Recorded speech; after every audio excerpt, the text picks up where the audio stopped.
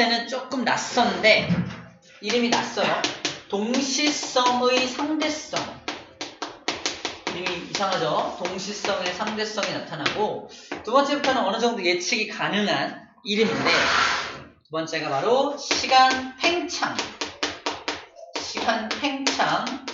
다른 말로 같은 말로 시간 지연이라고 합니다. 시간 지연. 자, 세 번째는 뭐냐면 길이 수축이에요. 길이 수축. 길이 수축입니다. 세 가지가 특수상대성 이론에 의한 현상이고 이게 과연 가능한지 이해가 되면 됩니다. 첫 번째, 동시성의 상대성을 설명하겠습니다. 보세요. 이 그림인데 상황 설정은 여기 S-라는 관찰자는 우주선에 타고 있고요. 밖에서 S라는 관찰자가 이 상황을 지켜보고 있는 상황이야.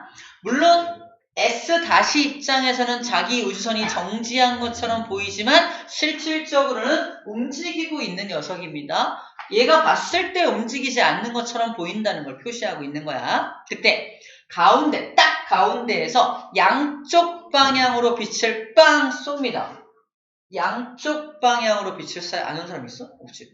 양쪽 방향으로 빛을 빵 쐈을 때 같은 거리의 검출기 A, B를 설치한 거야. 그러면 빛의 속력이 일정하니까 일정한 속도로 일정한 거리를 갔으니까 시간도 같겠네. 그죠? 같겠네. 같이 도착한다. 동시에 도착하게 되겠죠. 맞나요? S- 입장에서는 인터뷰합니다. 두 빛이 어떻게 도착했나요? 동시에 도착하던데요? 이렇게 말할 거 아니야. 그죠? 동시에 도착하던데요 라고 말할 거 아니에요. 쌤의 시선이 머무는 곳에는 지금 정신이 있다 없다는 사람이 한 명 있어요. 그죠? 동시에 벌어진 일이네요. 아무튼 자, 동시에 벌어진다라고 인터뷰할 거 아닙니까? 근데 이 상황을 누가 쳐다보고 있다? S라는 애가 쳐다보고 있는 거야. 여기는 이렇게 구멍이 뚫려 있어서 투명한 유리로 되어 있는 우주선이라고 봅시다. 얘가 봤을 때는 어떻게 보이냐면 빛을 빵 쏘고 나서 우주선이 움직이죠. 그러면 요 B라는 검출기는 빛으로부터 도망가는 거야. 맞아요? 근데 A라는 검출기는 빛 쪽으로 다가오는 거죠. 빛의 속력은 관찰자 또는 광원의 속도와 상관없이 항상 일정하다며. 그러니까 움직이면서 쏘더라도 일정하다며. 그러면 일정하게 가는데 얘는 다가오고 얘는 멀어지니까 어디에 먼저 도착할까? 인터뷰합니다. 어디 먼저 도착하던가요? A에 먼저 도착하던데요? B는 나중에 도착했어요. 라고 인터뷰를 한다는 얘기입니다. 이게 하나의 사건이거든? 한번 빵 실험한 거야. 근데 누구한테 물어보냐에 따라서 다르게 대답하고 있다는 거지. 이것을 동시성의 상대성이라고 말하는 겁니다. 동시에 일어난 일인데 누가 관찰했냐에 따라서 상대적으로 관찰된다는 게 동시성의 상대성입니다. 이게 빛의 속도가 일정하기 때문에 벌어지는 일이다? 이걸 갖다가 실험을 화살 갖다 실험했다면 실험 결과는 같아요. 왜냐면 얘가 움직이면서 쏜 거니까 앞으로 가는 화살은 빨라질 거 아니야. 뒤로 쏜 화살은 느려집니다. 느려지는데 다가오고 빨라지는데 도망가니까 동시에 도착한다니까? 화살 같은 경우는 이해돼요? 근데 빛이니까 이게 다른 거야. 빛이니까. 빛의 속도가 일정하다는 전제를 깔았기 때문에 이 현상이 설명이 가능하다라는 겁니다. 이걸 동시성의 상대성이라 그래요. 자, 이것을 확장시킨 게 시간 팽창입니다. 자, 시간 팽창하기 앞서서 동시성의 상대성 예제 문제 하나 더 보고 갑니다. 밑에 나와 있어요. 자, 이게 어떤 상황이냐면 얘가 0.9c의 속력으로 달려갑니다. 뭔 소리지 이게? 광속의 0.9배의 속도로 가고 있다는 거야. 거의 광속 가깝게 가고 있는 거죠. 어떻게? 자, 그리고 S라는 관찰자가 달에 서 있고요. 정지해 있고 S-가 엄청나게 빠른 속도로 움직이고 있네요. 근데 무슨 사건이 벌어지냐면 A라는 별과 B라는 별이 폭발하는 거야. 폭발하면 빛이 발생하죠. 물어봐. 이제 인터뷰하는 거야. 어떤 별이 먼저 폭발했습니까?를 물어볼 겁니다. S한테 먼저 물어볼게. S한테. A, B가 동시에 폭발을 빵 했어. 거리가 같아. 그럼 S한테 물어보면 뭐라고 말할까? 두 빛이 동시에 왔으니까. 빛의 속도 일정하니까. 두 별이 동시에 폭발했어요. 라고 말할 거 아닙니까? 그쵸? 근데 문제는 뭐냐면 같은 사건을 S-한테 물어보는 거야. S-한테 당신은 어떻게 봤습니까? 물어보면 얘는 어떻게 해요? B라는 별 방향으로 마구 달려가는 중이죠? 그러니까 B에서 A에서 동시에 빛이 빵 출발하더라도 S-가 B 쪽으로 가고 있으니까 이 별빛이 먼저 관측된다고요. 그럼 S-는 뭐라고 인터뷰할까? 누가 먼저 터졌습니까? B가 먼저 터지던데요. A는 나중에 터지던데요. 라고 말할 거 아닙니까? 이게 동시성이에요. 상대성이야. 둘 다 동시에 폭발한 건데 누가 관찰하냐에 따라서 폭발 시간을 다르게 인터뷰할 수 있다는 겁니다. 이해되죠? 잘 들어 이제. 응용 문제야. 한 번 더 생각해야 돼. S-한테 인터뷰를 다시 했어. S- 이 현상이 어떻게 보이던가요? 두 별이 폭발했는데 자, 누가 먼저 폭발한지 몰라. 두 별이 폭발했는데 당신은 어떻게 관찰되던가요? 달리는 얘한테 동시에 폭발하던데요? 무슨 말이야? 얘가 동시에 폭발했다라고 관찰된다라는 건 A가 먼저 폭발해서 따라오고 B가 나중에 폭발했으니까 동시에 폭발한 것처럼 보인 거라고요. 이해됩니까? 이게 응용이라고요. 이렇게. 이거 살짝 이해 못하는 애들 있던데 다시 한번 설명할게요. A, B가 동시에 폭발했다면 S-는 B가 먼저 폭발하고 A는 나중에 폭발한 것처럼 보이잖아. 근데 S-가 동시에 폭발했어요 라고 말한다는 건 무슨 말이야? A가 먼저 폭발해서 따라오고 B가 나중에 폭발해서 다가오니까 둘이 동시에 도착할 수 있을 거 아니야? 그래서 A가 먼저 폭발했다는 겁니다. 실질적으로는. 우리가 이 인터뷰를 통해서 예측해낼 수 있으면 돼요. 동시성의 상대성을 한 번 더 응용해서 내는 문제입니다. 이해할 수 있겠죠?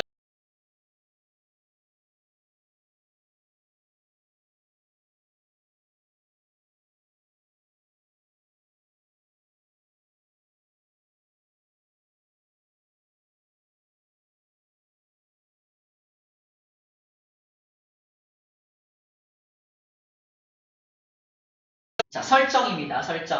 어떤 설정이냐면 시간을 지금부터 측정할 거야.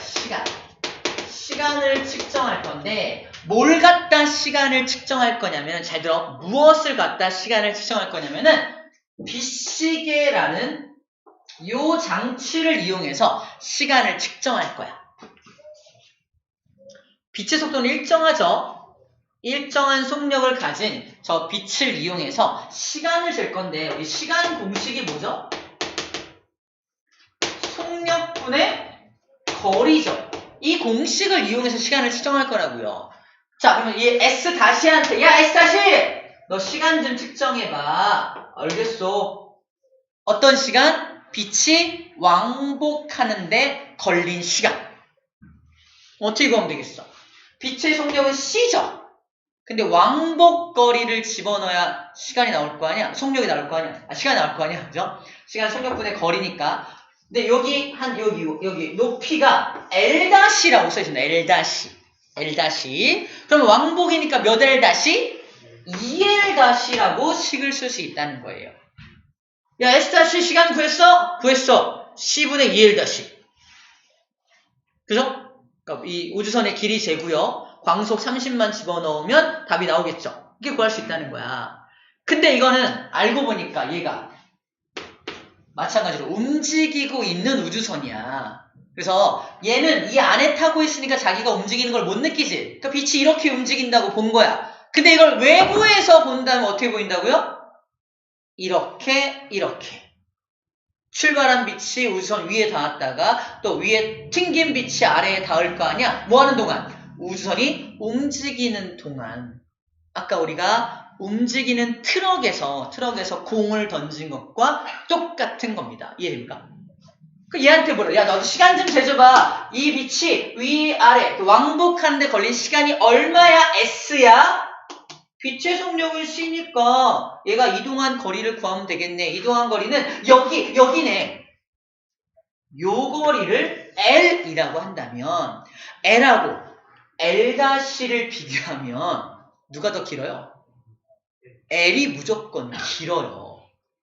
이걸 증명하기 위해서 요 길이 제곱, 요 길이 제곱한 게 요 길이 제곱이 나온다는 걸 보여주면 됩니다. 피타고라스 정리로 L이 L-보다 크다라는 걸 증명한 거야. 이해돼요? 이때 피타고라스 정리를 이용했다는 거야. L이 이 대각선의 길이니까 직각사각형의 대각선 길이니까 훨씬 더 길 수밖에 없죠. 그죠? 길 수밖에 없습니다.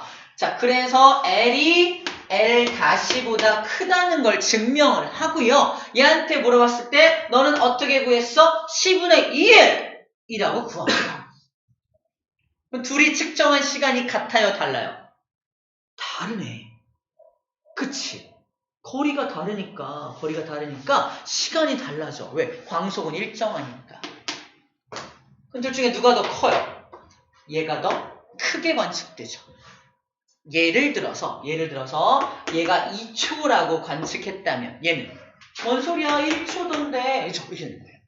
시간이 관찰자에 따라서 시간이 다르게 관측된다는 겁니다. 다시 말해서 좀 확장해 볼게.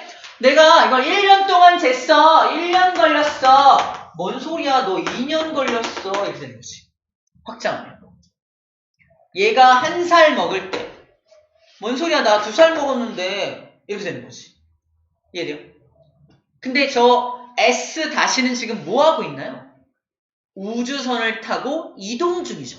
그래서 실제로 우주선을 타고 운동하고 있는 녀석에게 시간 지연 효과가 나타난다는 겁니다. 이해됩니까? 시간이 천천히 간다는 게 숫자상으로 작은 값을 보일 때 시간이 천천히 가는 거잖아. 그죠? 그래서 시간 지연이라는 표현은 이해가 됩니다. 그죠? 시간이 지연된다는 표현은 이해가 돼요. 근데 이게 문제야. 시간 팽창이라는 표현이 이해가 안 돼. 우리 잘못 생각하는 게 뭐냐면, 야, 시간이 팽창되면 얘가 1초인데 얘는 2초 되는 거 아니야? 그리고 시간이 늘어나는 거 아니야? 이게 지연되는 게 아니잖아. 시간이 더 많아지는 거잖아. 반대말 아니야? 라고 착각한단 말이야. 그래서 이게 필요해. 잘 보세요. 잠깐 가리고 설명할게.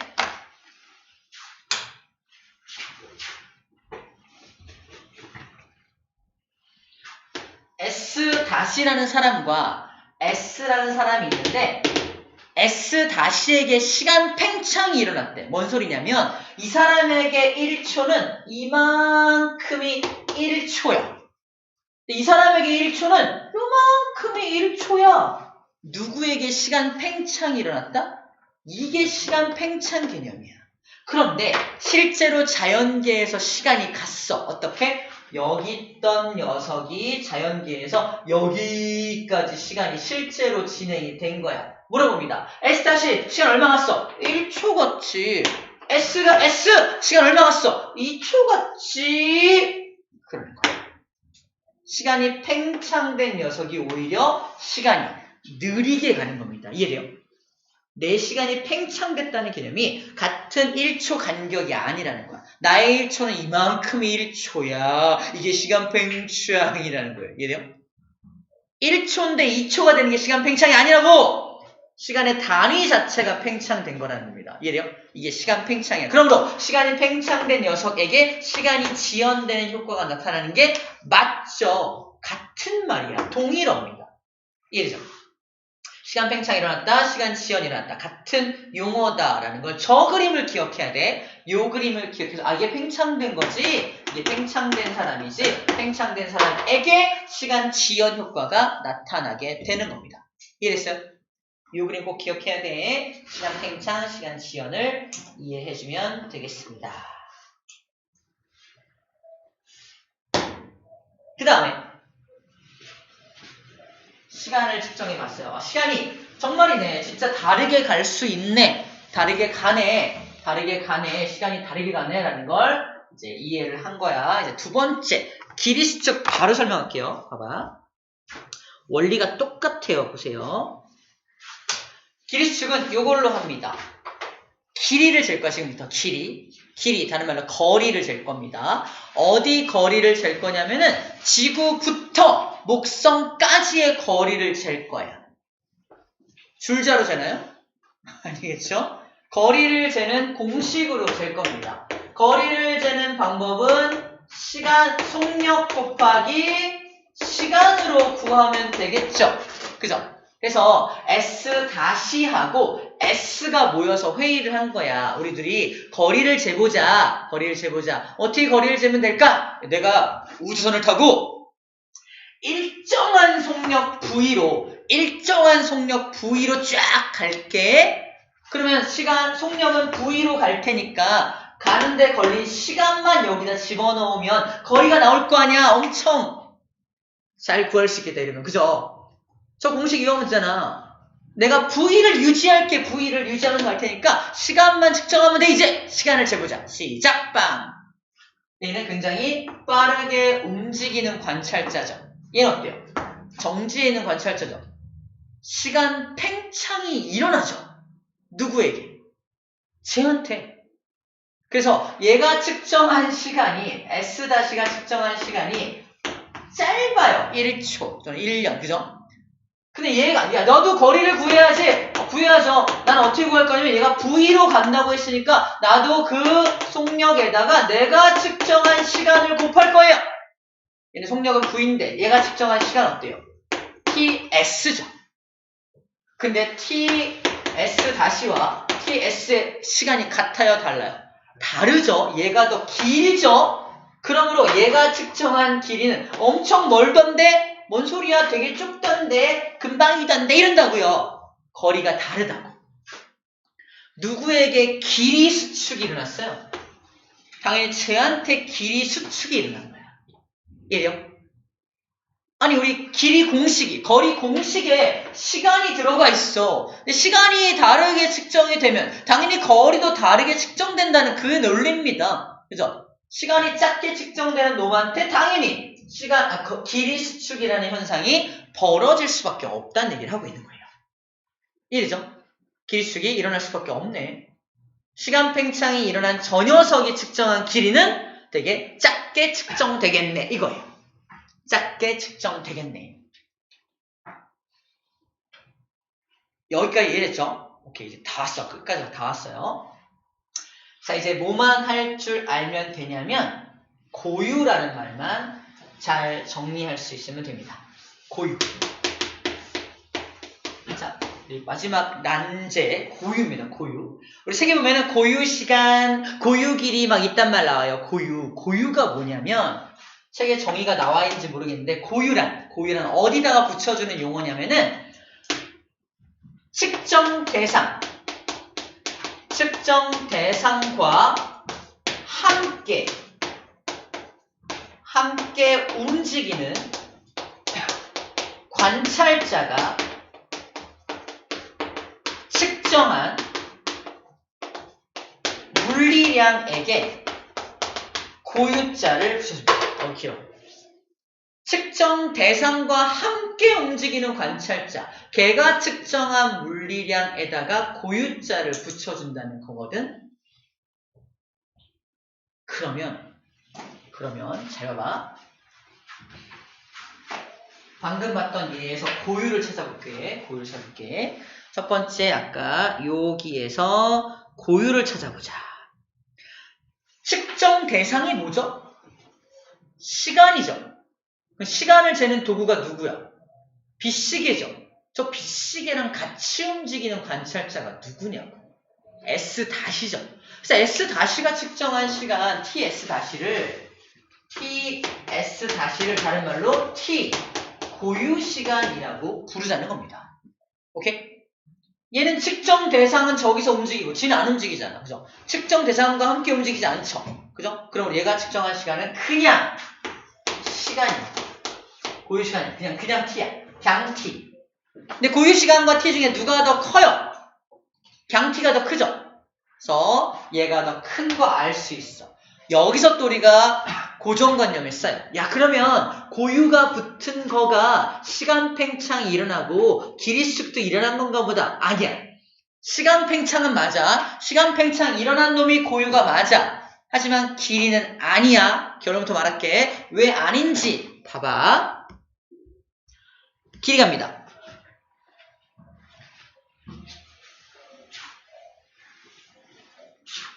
여기서 측정 대상이 누구야? 측정 대상이 뭐죠? 지구하고 목성 사이의 거리죠. 지구 목성이 측정 대상이야. 지구 목성하고 누가 같이 움직이냐고. 누가 같이 움직여? 움직이긴 움직이나요? 목성하고 지구가 움직여? 뭐지? 어떻게 측정 대상과 함께 움직이는 관찰자가 보이나요? 지금 여기서? 안 보이죠? 난 보이는데? 봐봐. S 입장에서 S-를 봅니다. 측정 대상은 여기 있죠? 고정돼 있어, S가 봤을 때. 근데 S 혼자 지 혼자 막 움직이잖아. 측정 대상과 함께 움직이지 않네요. 이건 확실하죠? 근데 문제는 뭐냐면 S- 입장에서 바깥을 바라봐요. 앞에 목성이 있네. 뒤에 지구가 있죠. 창밖을 내다보면 지가 움직이는 걸 느껴 못 느껴?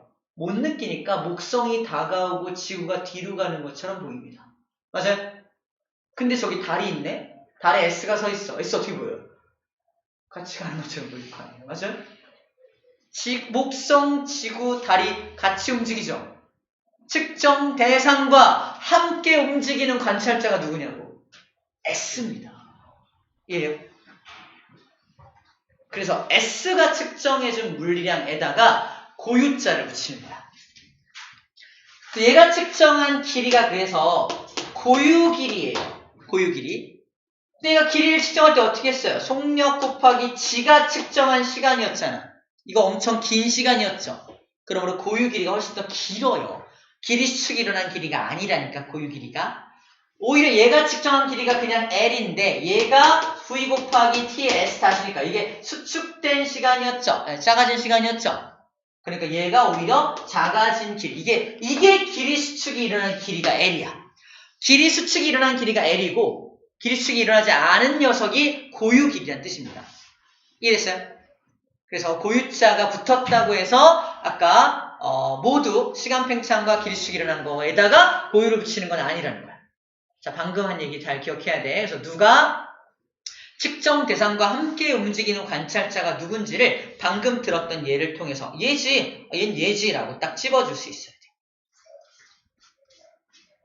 자, 이제 마지막 정리를 하겠습니다. 정리.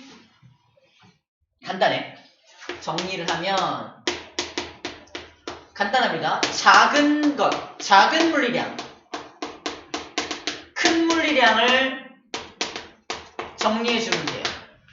자, TS, 자, 쭉 적어볼게. T 고유하고 T 중에 누가 더 커요? T가 크죠? L하고 L 고유 중에 누가 커요? 답을 써놨네. L 고유가 더 크죠? 이겁니다. 누가 작은 물리량이고 누가 큰 물리량인지만 알면 이제 계산은 끝났어. 어떻게? 작은 물리량에다가, 즉 T 고유에다가 뭘 곱하면 로렌츠 상수라는 상수가 있어요. 로렌츠 상수를 곱하면 그냥 큰 물리량이 나와. 작은 물리량 L에다가 로렌츠 상수를 곱하면 큰 물리량이 나와, 이거예요. 이게 정리 끝입니다. 누가 작고 큰지만 잘 구별할 수 있고, 두 번째, 로렌츠 상수가 뭔지만 알면 돼. 로렌츠 상수. 이건 약간 암기가 필요한데 써줄게요. 책에는 따로 나와 있지 않습니다. 로렌츠 상수는 어떻게 구하냐면요. 루트 1 마이너스 C분의 V의 제곱분의 1입니다. 기침이 나오죠, 그죠? 되게 낯선데 이게 어떻게 적용되는지 보여줄게. 봐봐. 이거 말고 시간으로 하자.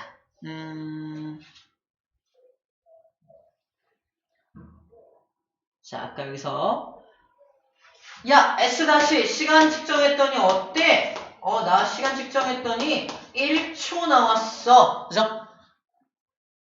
야, S, 너는 시간 측정하니까 얼마 나와? 라고 했을 때 여기다가 뭘 곱하면 된다고요? R을 곱하면 된다 그랬죠. 작은 거에다가 내가 달리는 속도를 봤더니 0.6c였다고 설정을 해볼게. 어떻게 이걸 구해내는 거냐면 잘 봐. 이 공식에 의해서 이거를 구하려면 어떻게 해야 돼? 얘에다 R을 곱하는 거잖아. 다시 말해서 얘가 측정해준 시간 1초에다가 뭘 곱해라? 로렌츠를 곱해라. 로렌츠 곱할 때 이게 로렌츠잖아. 여기다가 V 대신에 뭘 집어넣어라? 0.6c를 집어넣으면 돼. 다시 말해서 루트가 하나도 무섭지 않아. 이제 봐봐. 왜 안 무섭냐면 1-c분의 0.6c의 제곱분의 1일 거 아니야. 일단 cc가 약분돼요. cc는 다 없어져라. cc는 없어집니다. 쌤 cc 못 해봤거든. cc 없어집니다. 없어지고요. 0.6의 제곱이면 0.36 나오죠. 1-0.36이 얼마야? 0.64죠. 루트 0.64 나온다고. 0.64는 뭐의 제곱이야? 0.8의 제곱이야. 0.8로 빠져나옵니다. 다시 말해서 얘가 얼마 나온다? 0.8분의 1로 빠져나와서 이게 8분의 10이 돼요. 잘 들어. 로렌츠 상수는 계산해보면 무조건 1보다 큰 값이 나와요. 그러니까 작은 값에다가 로렌츠를 곱하면 큰 값이 나오지. 그죠? 정리하면 얘가 1초인데 여기다가 로렌츠 얼마? 8분의 10 나온다며. 곱하면 이 시간이 나온다고. 얼마야? 8분의 10초. 8, 1은 8, 8, 26, 8, 5, 40.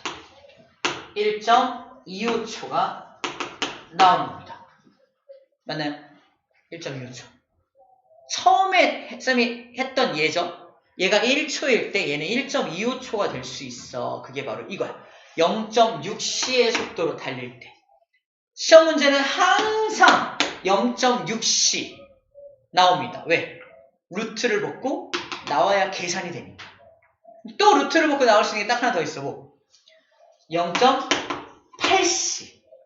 0.8c를 집어넣으면 88이 64니까 0.64라서 0.36 떨어져. 0.36은 0.6의 제곱이죠. 0.6분의 1 나온다니까. 0.6분의 1. 0.6분의 1은 6분의 10이죠. 얘보다 큰 값이죠.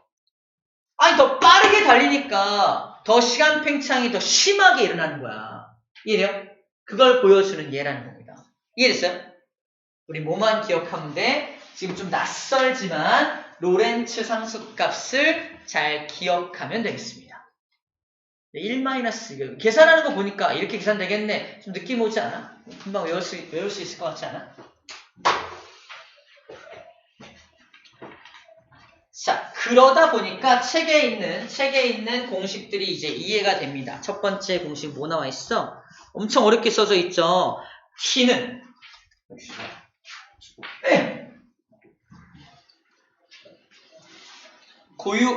그냥 시간을 구할 때는 어쩌고저쩌고분의 고유 시간이다 써있죠. 이게 뭐지? 이거잖아. t를 구할 때는 고유 시간 곱하기 r이라며. 그럼 고유 시간 곱하기 r이 뭐였지? 루트 1-c분의 v의 제곱분의 1이었잖아. 그지? 근데 이거는 곱하기니까 이걸 여기다 올린 거잖아. 그냥 이렇게 값이 어때요? 같은 거잖아. 이거 r만 외우면 끝난다니까. 그 다음 두 번째 공식 뭐라고 나와있냐? 이렇게 나와있죠? 어디 있어? 어디 갔어? 줘봐. 자, 수축된 길이 이걸 구하래. 수축된 길이. L을 구하래. 그죠? 수축된 길이를 구하는 방법은 뭐예요? 로렌츠 분의 고유잖아.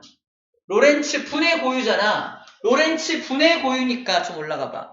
로렌츠 분의 고유니까 로렌츠는 루트, 그러니까 분의, 이거 분의 고유, 이거 R분의 1이죠? 써보자. 이렇게 하면. L 고유 곱하기 R분의 1이잖아요. 그러면 R분의 1은 이거 뒤집은 거니까 그냥 이거 아니야? 이거? 그치? 끝났네요. R분의 1 뒤집은 거. 그죠? 이거 뒤집은, 아까 그 뒤집은 거잖아. 뒤집어서 분의 1을 뒤집어서 요거만 써놓은 거야. 그래서 고유 길이 곱하기 그냥 이걸 하게 되면은 저게 나온다는 겁니다. R분의 1이니까. 맞아요? 이 공식이야. 우리 뭐만 알면 돼? 작은 물리량, 큰 물리량 곱하기 로렌츠 끝. 로렌츠는 1-루트 1-c분의 v의 제곱분의 1이었죠. 이렇게 집어넣으면 돼요. 그러니까 막 되게 복잡해 보이고 루트 막 나오고 어려워 보이지만 원리는 간단하다는 말을 하고 있는 겁니다. 원리는 간단하다. 더 이상 복잡한 문제가 나오지도 않아요. 자, 됐습니다. 그리고 자 이제 공식까지 설명을 했어요. 자, 그 다음에 또 하나의 현상이 있는데 이거 체크 좀 할게요. 길이 수축은 운동 방향으로만 일어납니다. 길이 수축은 운동 방향으로만 일어나. 뭔 소리냐면 나무가 요따만한 나무가 있어. 이따만한 나무가 있어요. 나무가 있는데 어떤 사람이 어마어마한 속도로 이렇게 움직입니다. 이 사람이 운동하는 방향은 이 방향이죠. 그러면 이 나무는 높이도 있고 넓이도 있을 텐데 운동 방향 쪽은 넓이 방향이죠. 그러니까 넓이만 줄어든다는 얘기야. 다시 말해서 이 나무는 어떻게 보인다? 요딴 식으로 보인다는 거야. 높이는 건들 수 있다 없다? 높이는 못 건드려. 운동 방향이 아니니까. 하지만 가로 길이만 수축이 된다는 얘기입니다. 그래서 운동 방향으로만 길이 수축이 일어난다는 말이 바로 이런 말이에요. 이 사람이 위에서 아래로 떨어지면서 본다면 넓이는 그대로인데 길이, 높이만 줄어들게 되겠죠. 운동 방향으로만 수축이 일어나니까. 아하, 그렇구나 라고 정리해주면 됩니다. 5번 끝났습니다.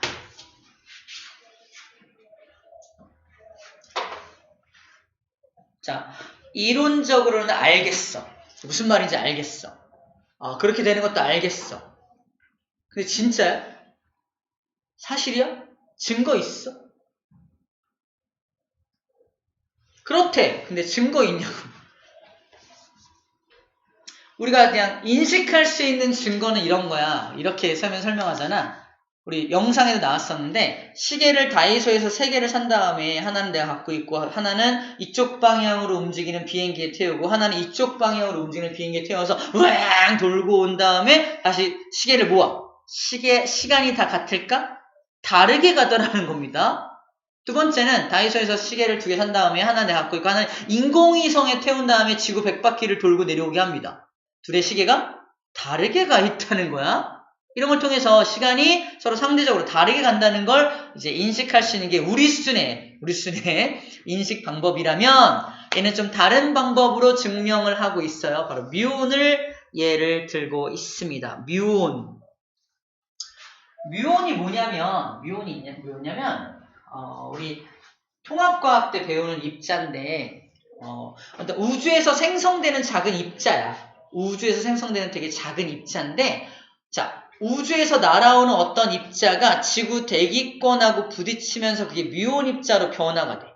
그래서 지구 대기권의 시작점에서 생성되는 물질이 일단 뮤온이다라고 알고 있으면 돼. 근데 문제점은 뭐냐면 그 뮤온이라는 물질은 금방 수명이 다해서 죽어버려. 사라져버립니다. 없어져버려. 수명이 엄청 짧다는 얘기야. 이해돼요? 속력은 근데 속력은 거의 빛의 속력에 가깝게 빵 떨어집니다. 그러다 보니까 자, 첫 번째 지상에 있는 관찰자가 뮤온을 쳐다보면 뮤온이 엄청 빠른 속도로 떨어지죠. 그럼 내가 봤을 때 제가 빠르니까 제가 뭐 하는 것처럼 보인다? 시간 팽창이 일어나는 것처럼 보이는 거야. 시간 팽창이 일어난다는 건 제 수명이 길어지는 거야. 제 시간이 느리게 가는 거야. 그러니까 자기 수명이 엄청 짧음에도 불구하고 자기 시간이 팽창되니까 지표면에 도달할 수 있다니까. 상대성 이론의 증거, 결정적인 증거. 저 뮤온 입자가 지표면에서 발견된다는 것. 이겁니다. 절대 발견될 수가 없는 입자인데 저게 지표면에서 발견돼. 그거 자체가 상대성 이론이 맞다는 증거라는 겁니다. 왜? 시간 팽창 일어나야지만 가능한 일이니까. 이해돼요? 이건 지상에 있는 관찰자 입장에서 설명하는 거예요. 지상에 있는 관찰자 입장에서 지표면에서 왜 뮤온 입자가 관찰됩니까? 아, 시간 팽창 때문에 그래요 라고 이 사람은 인터뷰하는 겁니다.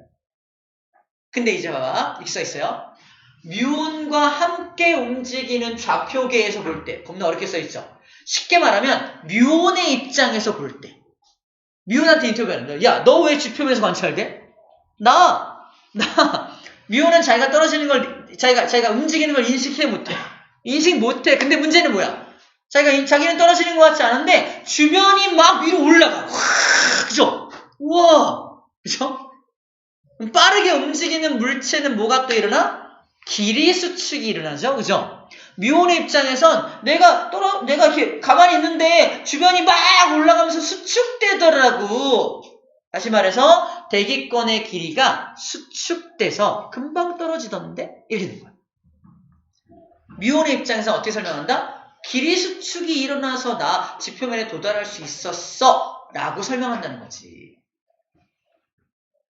또는 뮤온과 함께 움직이는 좌표계니까 뮤온 옆에서 같은 속도로 떨어지는 관찰자가 관찰해준 겁니다.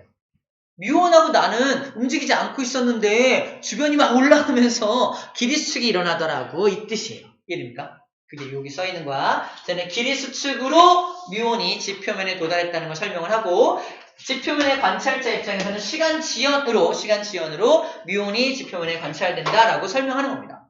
다시 말하지만 뮤온 자체가 지표면에서 발견된다는 그 사실 자체가 상대성 이론이 맞다는 결정적인 증거라는 거예요. 이해됩니까?